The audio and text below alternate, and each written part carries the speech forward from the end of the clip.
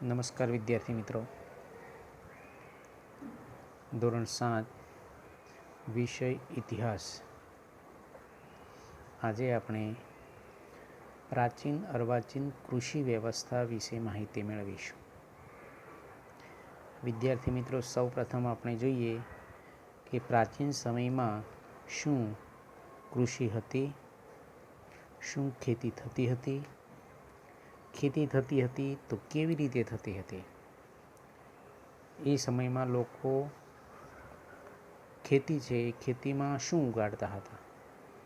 ધાન્ય પાક ઉગાડતા હતા, રોકડિયા પાક હતા, કયા કયા બાગાયતી પાકો થતા હતા, આ બધા જ વિશેની માહિતી આપણે મેળવીશું. તો આપણે સૌપ્રથમ જોઈએ તો કૃષિનો વિકાસ આશરે 10,000 વર્ષ પહેલાં થઈ ચૂક્યો હતો. અને આપણે જાણીએ છીએ કે કૃષિ એક એવું સંસાધન છે કે જેમાં સતત પરિવર્તનો આવતા રહે છે. પ્રાચીન સમયથી શરૂ કરીને અત્યાર સુધી આપણે કૃષિમાં ઘણા બધા પરિવર્તનો જોયા છે અને અત્યારે પણ આપણને કૃષિની અંદર પરિવર્તનો જોવા મળે છે.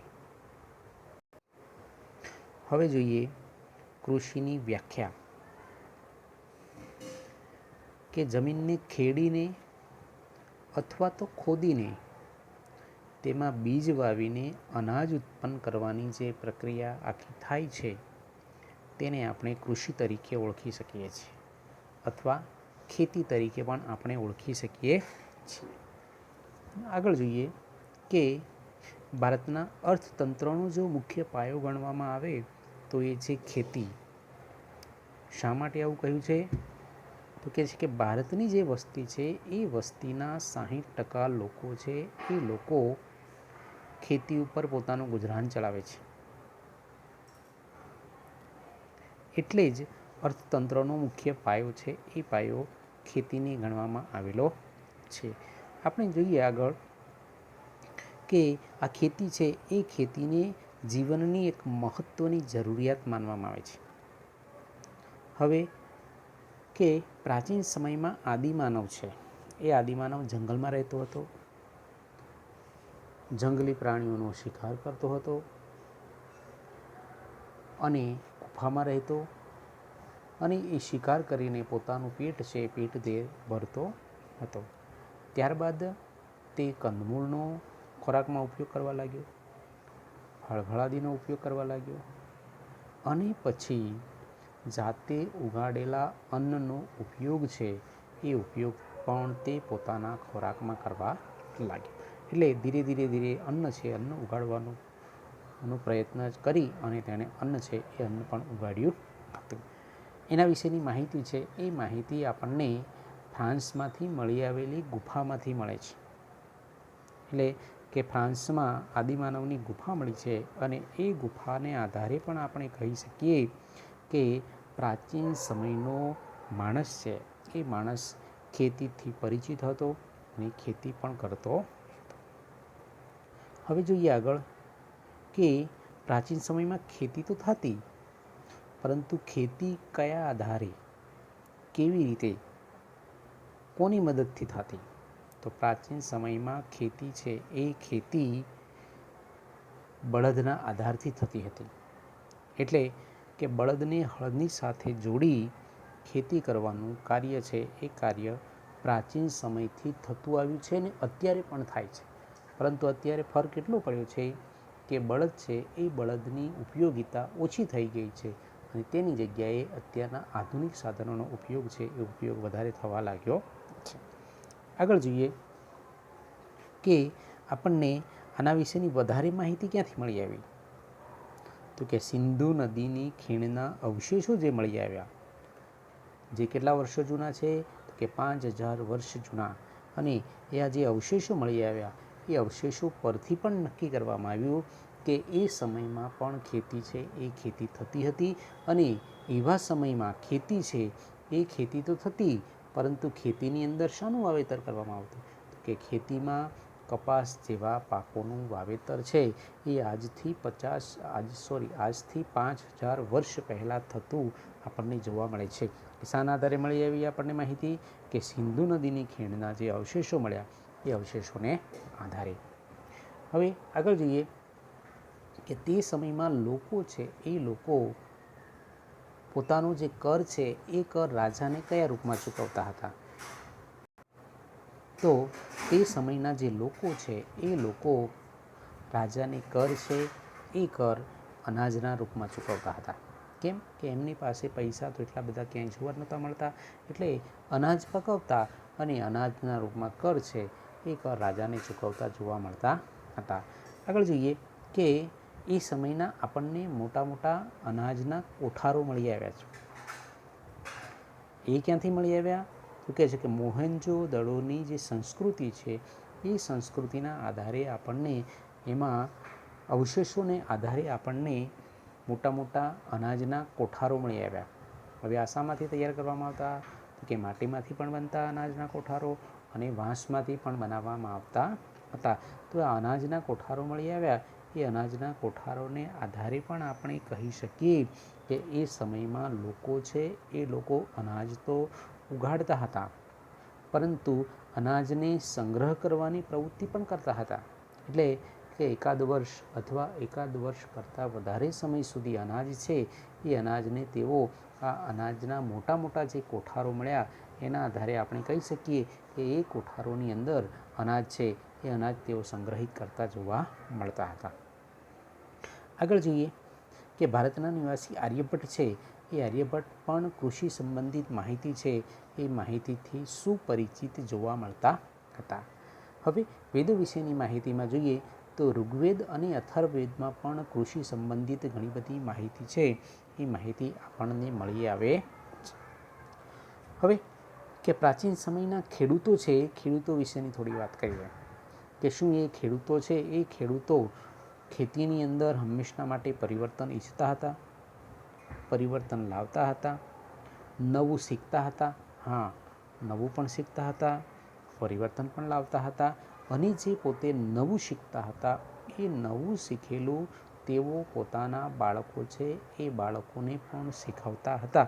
એટલે કૃષિની અંદર ઘણી બધી પદ્ધતિઓ છે એ ઘણી બધી પદ્ધતિઓની અંદર ઘણા બધા પરિવર્તનો છે એ પરિવર્તનો એ સમયની અંદર પણ આવતા રહેતા આપણને જોવા મળતા હતા.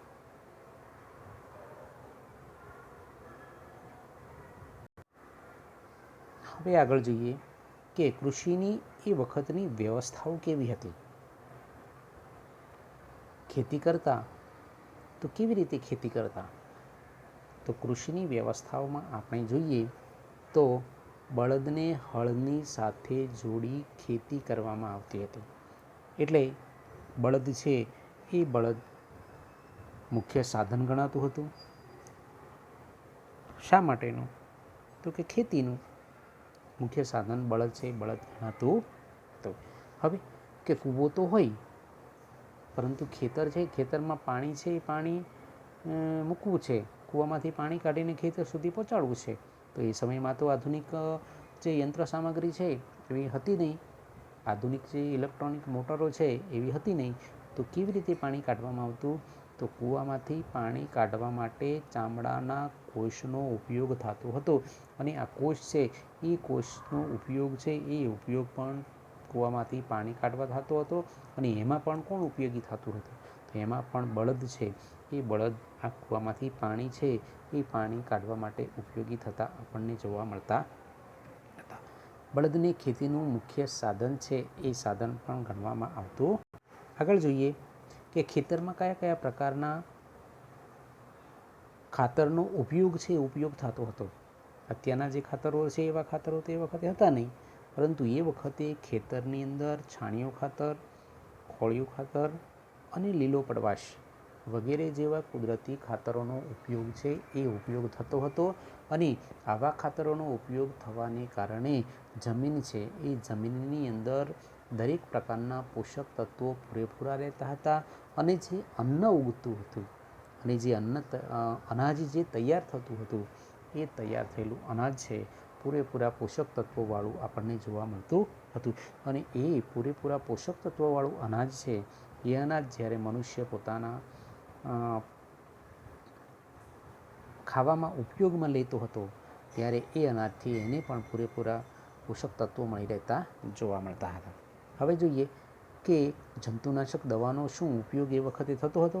તો કે હા, એ વખતે પણ જંતુનાશક દવાનો ઉપયોગ થતો હતો, પરંતુ કેવી? તો કહે છે કે વનસ્પતિમાંથી જ બનેલી જંતુનાશક દવાનો ઉપયોગ થતો હતો.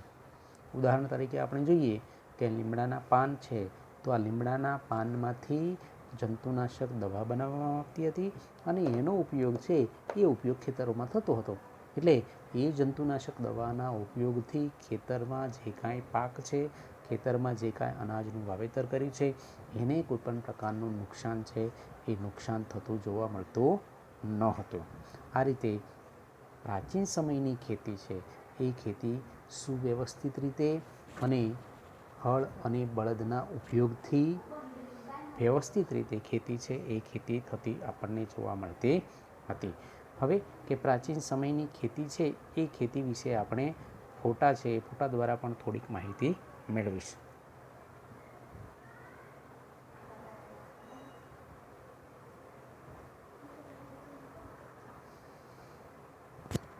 અહીંયા તમને એક દેખાય છે કે એક મશીન છે. તો આનો ઉપયોગ કેવી રીતે અને ક્યાં થતો હતો?